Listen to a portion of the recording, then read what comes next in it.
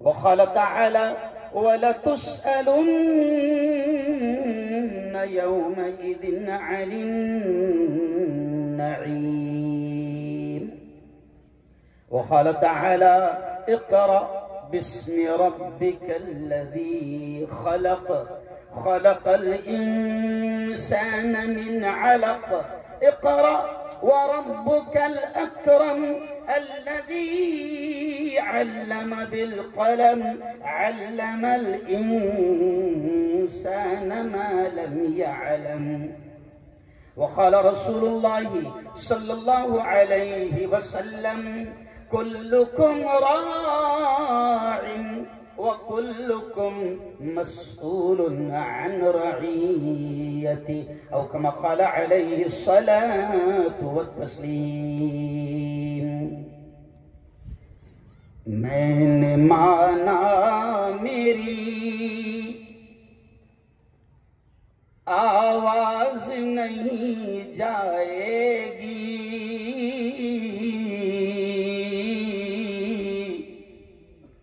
मैंने माना मेरी आवाज नहीं जाएगी।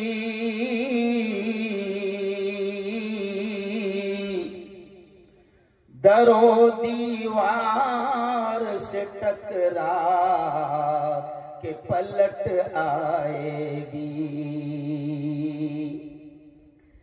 अभी मौका है करो इन अंधेरों का इलाज,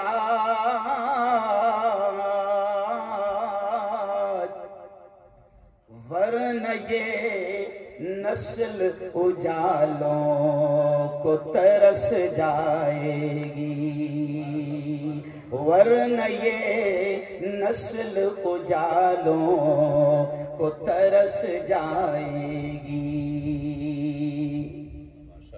सदक़ल्लाहुल अज़ीम व सदक़ रसूलुहुन नबियुल करीम। आज की बहुत ही पवित्र सभा, बड़ी मुक़द्दस, बड़ी बाबरकत महफिल के सदर मोहतरम, इस इलाके पर मैं समझता हूँ कि ये लफ्ज़ भी मैं अगर इस्तेमाल करूँ तो शायद गलत ना होगा कि इस इलाके पर जिनका एक अजीम एहसान है, जो बरसों से यहाँ पर दीनी इल्मी खिदमात अंजाम दे रहे हैं, आज के इस इजलास के सदर मोहतरम हज़रत मौलाना इमरान साहब मज़ाहिरी, मेरे बड़े, मेरे उस्ताद भी और मेरे सियासी गुरु भी हजरत मुफ्ती मोहम्मद इस्माइल साहब कासमी, मौलाना गुरु है मौलाना इफ्तिखार सालिक साहब, मौलाना मुफ्ती अब्दुल मालिक साहब, मौलाना मुफ्ती मसूद साहब और भी बड़ी तादाद में उलमाए किराम यहाँ पर जमा हैं। जो डिपार्टमेंट के लोग यहाँ पर मेरी बात को सुन रहे हैं, आप खुश नसीब है कि आप बड़ी तादाद में यहाँ पर धर्म गुरु जो आए हैं, आप उनकी बातों को सुनने का मौका आपको अल्लाह ने दिया है, ऊपर वाले ने दिया है, ईश्वर ने दिया है, वरना ऐसी महफिलें नहीं मिलती। तो खैर, मैं दो तीन बातें कहूँगा। मुझसे पहले हजरत मौलाना मुफ्ती नूर साहब ने, मौलाना इफ्तिखार सालिक साहब ने इशारतन जो बातें कही है, मैं उन्हीं को आगे बढ़ाते हुए कहूँगा कि यकीनन जैसे मैंने कुरान मुक़द्दस की एक आयत आपके सामने पढ़ी है, मशहूर आयत है, आप और हम सुनते ही अल्लाह बड़े प्यार भरे अंदाज में हमसे कह रहा है, या अय्युहल्लज़ीना आमनू क़ू अनफुसकुम व अहलीकुम नारा। अल्लाह कह रहा है, ऐ ईमान वालों, बचाओ अपने आप को और अपने घर बार वालों को जहन्नम की आग से। अल्लाह कह रहा है, ये आयत ईमान वाले मर्दों से, ईमान वाली औरतों से ये खिताब कर रही है कि देखो आग जल रही है और इतनी खतरनाक आग है कि उस आग का जिक्र भी अल्लाह ने अपने कलाम पाक में किया है कि ऐसी खतरनाक आग है। अब अल्लाह ये कहता है कि उस आग से अपने आप को भी और अपने घर बार वालों को भी बचाने की फिक्र करेगी। मेरा ख्याल खवातीन यहाँ पर है नहीं, जरूरी है, नहीं तो वायरल न्यूज़ में पहुंचा, नहीं भी पहुंचा है तो मैं तो पहुंचा। तो खैर, मैं गुज़िश्ता कल भी औरंगाबाद में किसी मदरसे का ही फातिमा अल बनात का प्रोग्राम था, औरतें वहां पर मौजूद थी, तो मैंने वहां पर भी ये कहा कि मेरी बहनें इस बात को, इस हकीकत को अच्छी तरह से जानती है कि उनको औलाद से हम भी जानते हैं कि माँ को जो बच्चों से मोहब्बत होती है उस मोहब्बत की मिसाल नहीं है। एक माँ अगर जान ले कि मेरे पेट में जो हमल है अगर वो गर्मी के मौसम में दुनिया में आने वाला है, बच्चा हो या बच्ची हो, तो एक माँ उसके आने से पहले इंतजाम करती है कि मैंने तो गर्मी की तकालीफ को बर्दाश्त किया है, मगर वो अपने घर वाले से कहती है कि आने वाली औलाद के लिए हम बेहतर इंतजाम करें कि गर्मी से वो महफूज रहे। सर्दी के मौसम में अगर बच्चा पैदा होने वाला है तो माँ फिक्र करती है, अपने हाथों से स्वेटर बुनती है।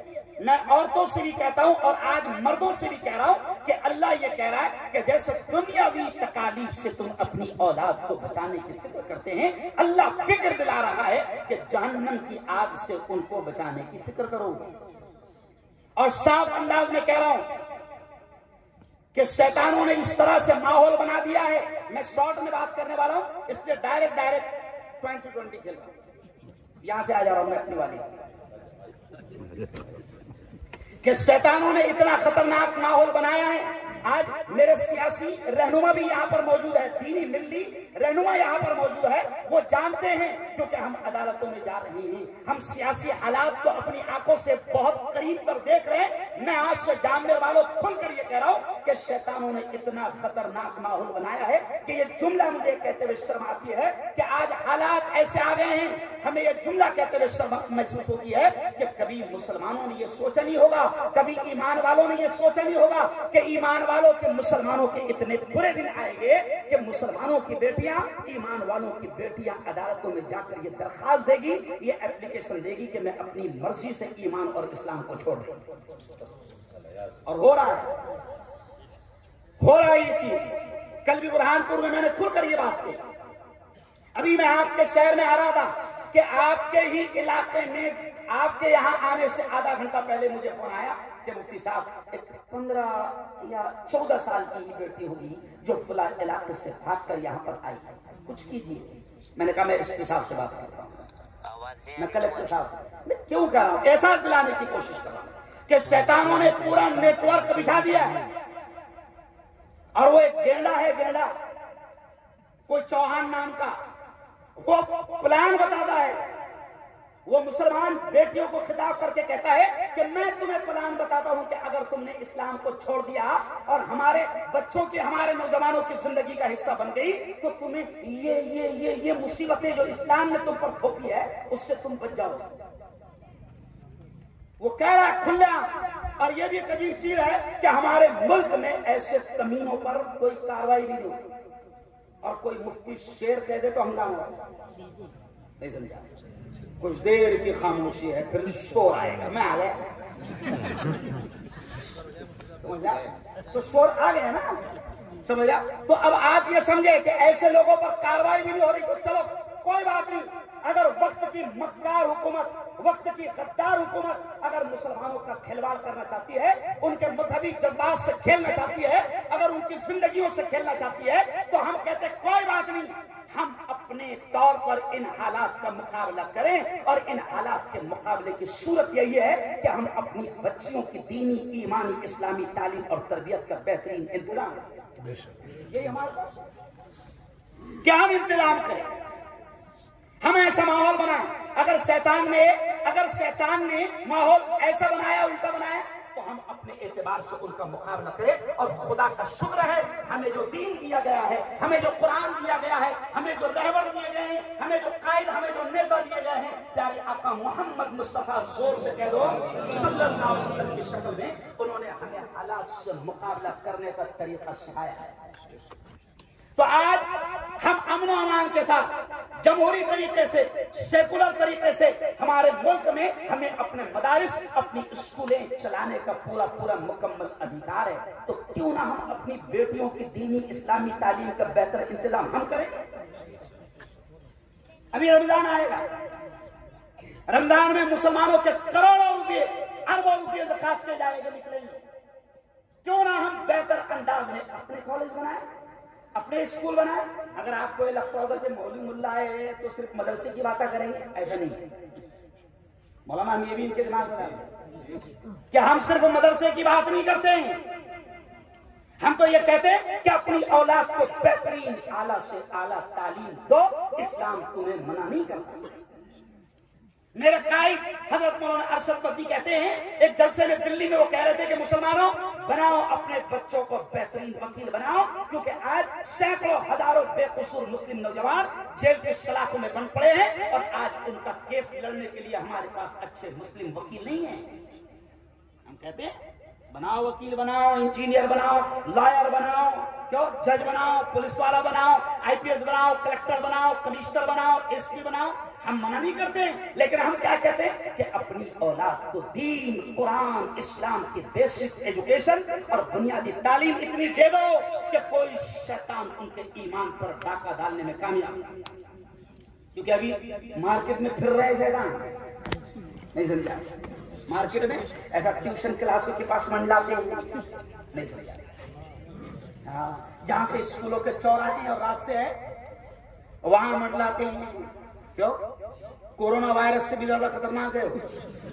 कोरोना वायरस तो भी बेचारा 2 ही साल आया और अरे बोलो चला गया। लेकिन मैं अक्सर बच्चियों से कहता हूं, मैं जब कॉलेज में था मुफ्ती साहब, तो गर्मी के दिन में मुफ्ती अतीक साहब, मौलाना सलीम सलमान साहब भी मौजूद है, तो गर्मी के दिन में बीएड कॉलेज में हमारे हिंदू बेटियां थी, खरा कॉलेज में हिंदू बेटियां थी, तो वह हिंदू बेटियां और 3-4 बेटियां पूरा ऐसा स्कार्फ वगैरह बांध कर आई है, ऐसा पूरा स्कार्फ वगैरह। तो अब हम तो पहचाने नहीं, लेकिन उन्होंने सलाम करे बाकायदा। फिर जैसे मैं आवाज से पहचाना, हेलो, तो मैंने कहा बाबू बेटा तू हिंदू बेटी है? मैंने कहा तुम इतना पूरा छुपा कर आए, ये तो मुसलमानों का पर्दा है। मैंने ये तो मुसलमानों का पर्दा है। तो कहा कि मुफ्ती साहब ये मुसलमानों का पर्दा है, ऐसा नहीं है, गर्मी के दिन है और मेडिकल साइंस ये कहती है कि अपनी स्किन को, अपनी खूबसूरती को अगर महफूज रखना है तो ये स्किन को, ये चमड़ी को किसी कपड़े वगैरह से ढाक ले, तो ये जो गर्मी के वायरस है ये नहीं लगेंगे। तो मैंने कहा वाह, गर्मी के वायरस तो तुमको समझ में आ गए। मैंने कहा बेटी सुनो, इस्लाम इतना प्यारा मजहब है कि वो ये कहता है कि हमेशा इसी तरीके से अपने आप को पर्दे में रखो, तो गर्मी के वायरस से भी बचेंगे, सर्दी के वायरस से भी बचेंगे, और रास्तों पर जो छिछोरे वायरस रहते हैं।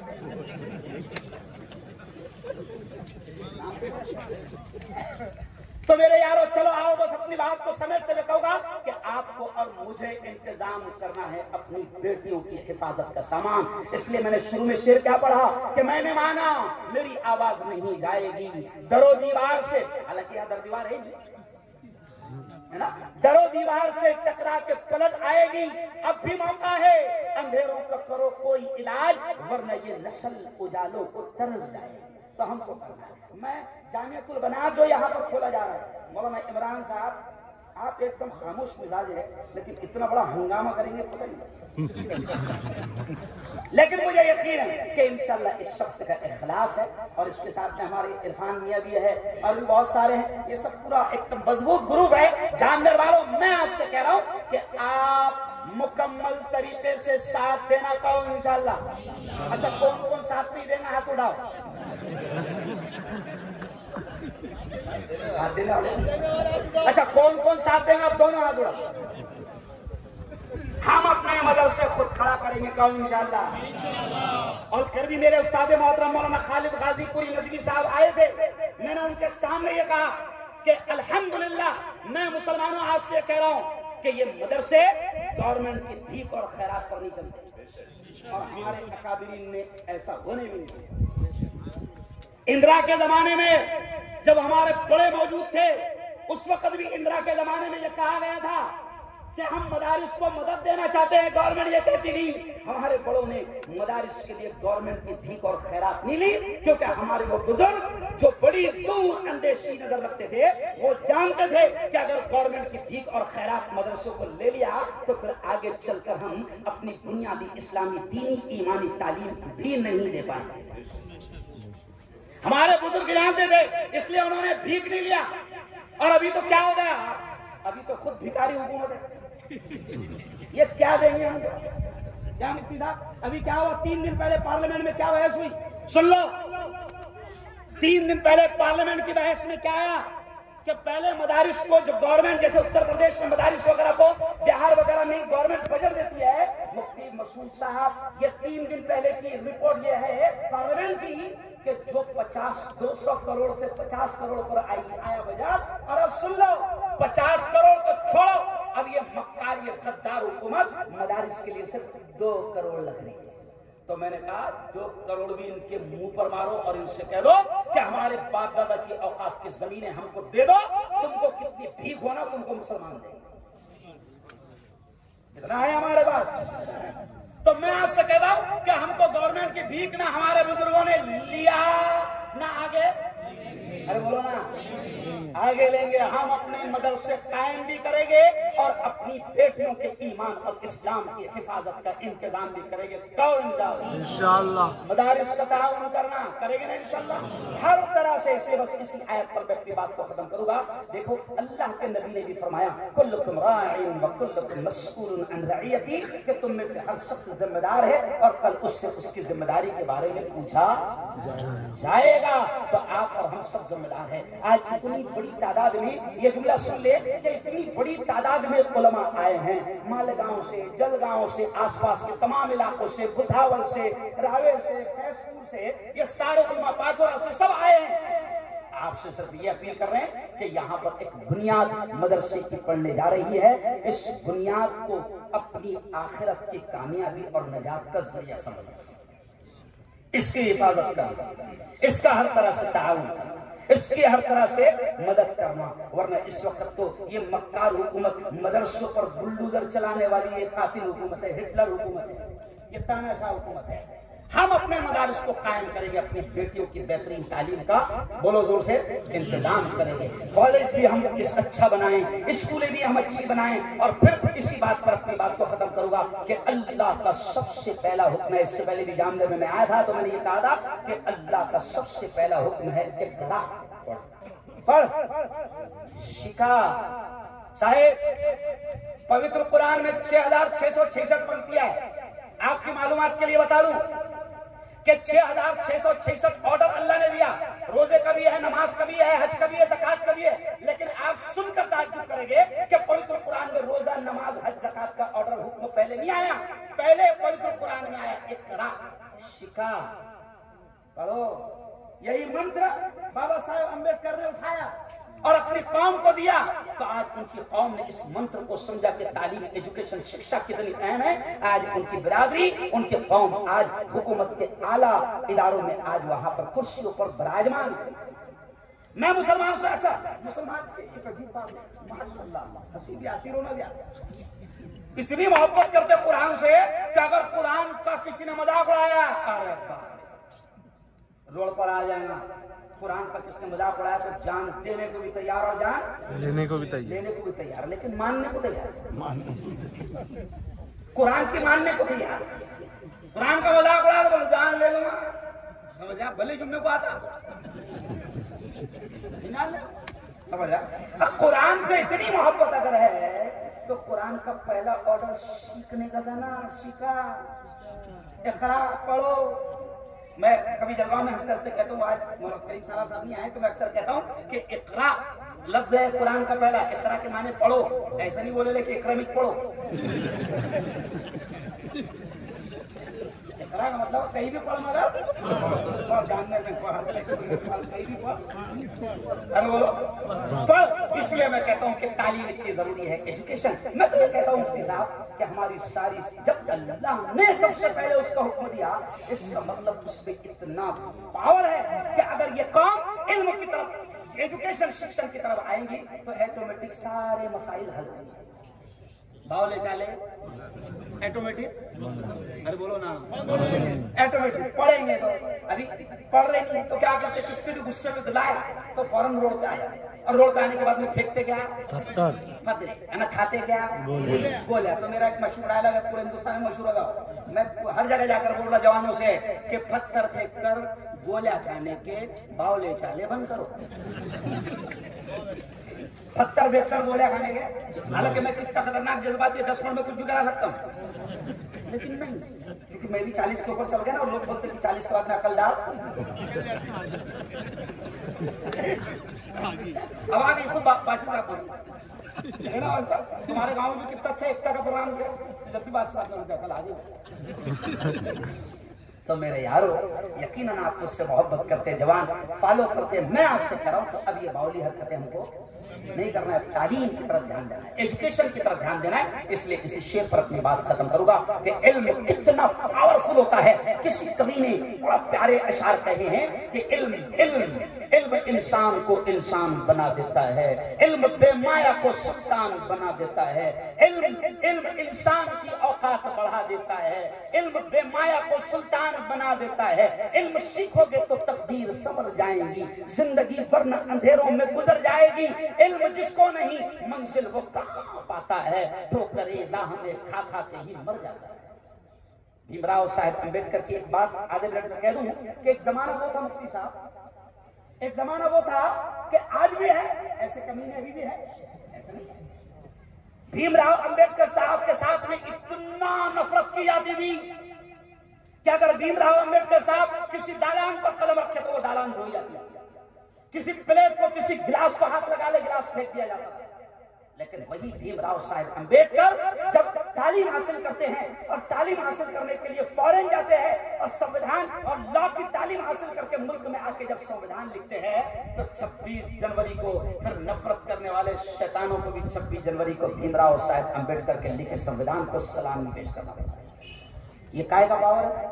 अरे बोलो, तालीम का, इल्म का। तो करेंगे इंशाल्लाह, तालीम हासिल करेंगे। और देखो आखिरी जुमला, देने वाला खुदा ने बनाया ना तो खुश हो जाना,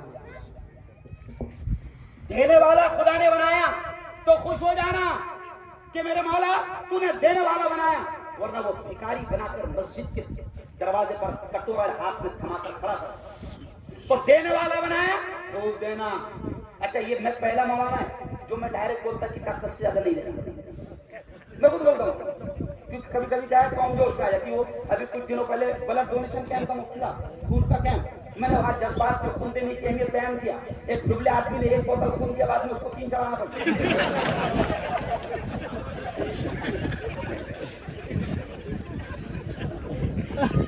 पहला आदमी जो आपसे कहता हूं कि ताकत से ज्यादा नहीं देना, मगर ताकत से कम भी नहीं देना। अगर आपको अल्लाह ने 50,000 देने वाला बनाया और 5,000 देके भागोगे, तो फिर अल्लाह देख रहा है कि आपको 5 के लायक ही हो सकता है कि वो बना दे। जब उसके 3 के लिए आप अपनी जान माल वक्त नहीं लगाएंगे तो अल्लाह की यहाँ पकड़ हो सकती है। और आखिर दावाना अनिल हम्दुलिल्लाहि रब्बिल आलमीन। माशाअल्लाह, जज़ाकल्लाह।